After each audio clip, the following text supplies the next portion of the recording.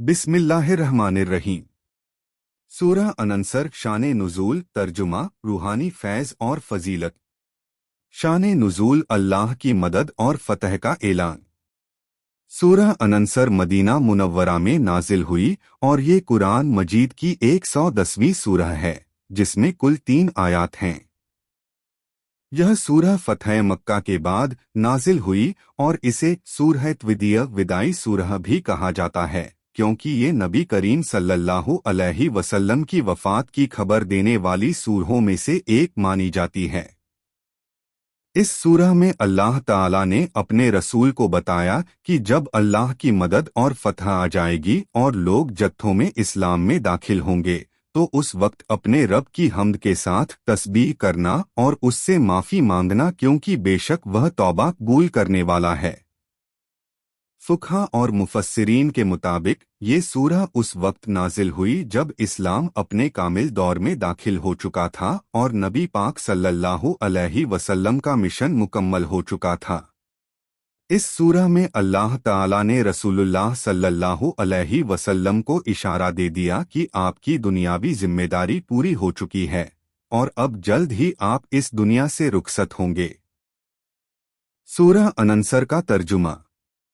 बिस्मिल्लाहिर्रहमानिर्रहीम।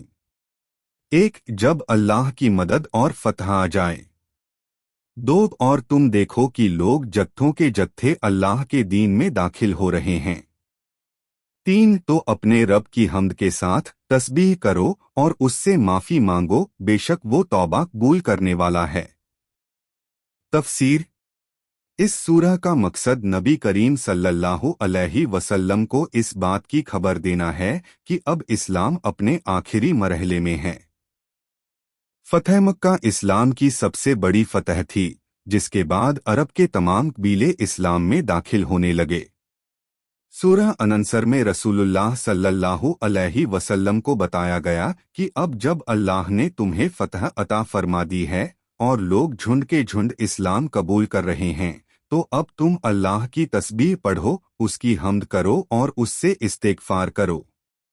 इब्ने अब्बास रज़ियल्लाहु अन्हु से रिवायत है कि जब ये सूरह नाजिल हुई तो हज़रत उमर रज़ियल्लाहु अन्हु ने उनसे पूछा कि आप इसे कैसे समझते हैं।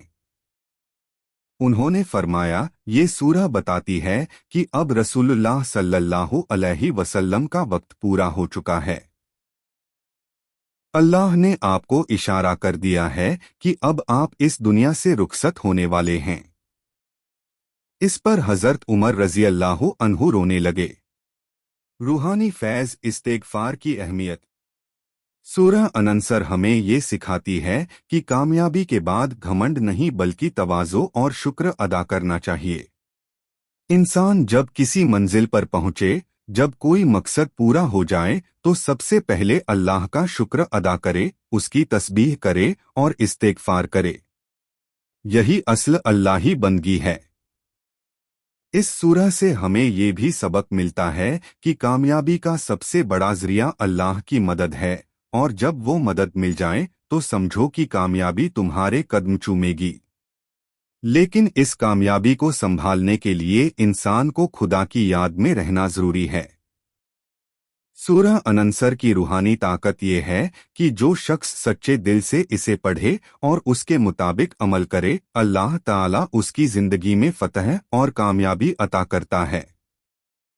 इसके अलावा इस सूरह की बरकत से दिल की सख्ती दूर होती है और बंदा अपने गुनाहों पर तौबा करता है। फजीलत। नबी करीम सल्लल्लाहु अलैहि वसल्लम की विदाई का पैगाम। हज़रत आयशा रज़ियल्लाहु अन्हा फरमाती हैं कि जब ये सूरह नाजिल हुई उसके बाद रसूलुल्लाह सल्लल्लाहु अलैहि वसल्लम ने किसी भी नमाज में तस्बीह और इस्तिग़फ़ार को नहीं छोड़ा। आप हर रुक्न में सुब्हानकल्लाहुम्मा रब्बना व बिहम्दिका अल्लाहुम्मग़फ़िरली पढ़ते थे। एक हदीस में आता है कि जिसने सूरह अनसर को पढ़ा वो क़यामत के दिन अल्लाह की रहमत और बख्शिश का हकदार होगा और अल्लाह उसके गुनाहों को माफ़ कर देगा। ये सूरह नबी करीम सल्लल्लाहु अलैहि वसल्लम की विदाई का पैगाम भी है। जैसे ही सूरह नाजिल हुई आपने समझ लिया कि अब मेरी दुनिया की जिम्मेदारियां पूरी हो चुकी हैं। اسی لیے اس کے بعد آپ نے حجۃ الوداع ادا کیا اور پھر کچھ ہی مہینوں بعد آپ اس دنیا سے پردہ فرما گئے۔ ابن کثیر اور دوسرے تفسیر کاروں کے نظریے سے حافظ ابن کثیر رحمۃ اللہ علیہ نے اس سورہ کی تفسیر میں لکھا ہے کہ سورہ انصر میں اللہ تعالی نے فتح مکہ کی خوشخبری دی اور اس کے بعد لوگوں کے اسلام میں داخل ہونے کی پیشین گوئی کی۔ پھر ساتھ ہی رسول اللہ صلی اللہ علیہ وسلم کو یہ حکم بھی دیا کہ اب اپنے رب کی تسبیح کرو اور اس سے استغفار کرو کیونکہ تمہارا مشن مکمل ہو چکا ہے۔ امام الشافعی رحمۃ اللہ علیہ کہا کرتے تھے کہ سورہ انصر میں اللہ نے رسول اللہ صلی اللہ علیہ وسلم کی وفات کا اشارہ دیا ہے، اس لیے اسے تلاوت کرتے وقت ایک عجیب سا غم محسوس ہوتا ہے۔ سبق اور پیغام۔ سورہ انصر ہمیں یہ سکھاتی ہے کہ ایک کامیابی کے بعد شکر گزاری ضروری ہے۔ جب فتح ملے تو اس کا جشن نہ مناؤ بلکہ سجدے میں گرو اور اپنے رب کا شکر ادا کرو۔ دو، اللہ ہی مددگار ہے، کسی بھی فتح کا ذریعہ انسانی تدبیر نہیں بلکہ رب کی مدد ہوتی ہے۔ تین، استغفار کا سلسلہ جاری رکھو، ہر حال میں اللہ سے معافی مانگتے رہو کیونکہ انسان بھول کا پتلا ہے۔ چار، انت کا سنکیت، یہ سورہ اس بات کی بھی تعلیم دیتی ہے کہ ہر چیز کا ایک انجام ہے، اور اگر اللہ کے راستے پر چلے ہو تو اس کا انجام ہمیشہ بہتر ہوگا۔ خلاصہ، ایک چھوٹی سی سورہ بڑا پیغام۔ سورہ انصر محض 3 آیتوں کی چھوٹی سی سورہ ہے، مگر اس کا پیغام بہت بڑا اور گہرا ہے۔ یہ ہمیں بتاتی ہے کہ کیسے ایک امت کو رب کی مدد سے بل ملتا ہے، کیسے دین کے لیے محنت کرنے پر کامیابی ملتی ہے، اور کیسے ایک سچا مومن ہمیشہ اللہ سے جڑا رہتا ہے۔